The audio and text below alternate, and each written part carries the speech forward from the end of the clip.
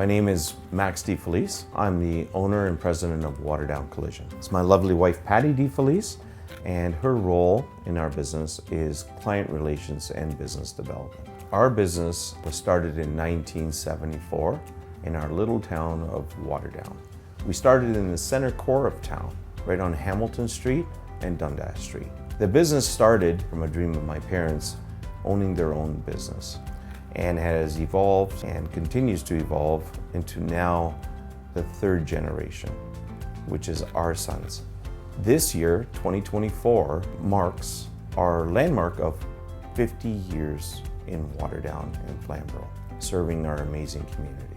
Today, we employ 43 staff members, not including ourselves or our family. What I like most about my job is really empowering my staff, empowering them to make decisions on our behalf. You have to have a passion to work in a small community and serve your clients. That passion has always been in our family. The ethics run deep in our veins, delivering on what we promise and over-delivering on what we promise. That is passion. Today's market is full of consolidators, people amalgamating businesses with franchises.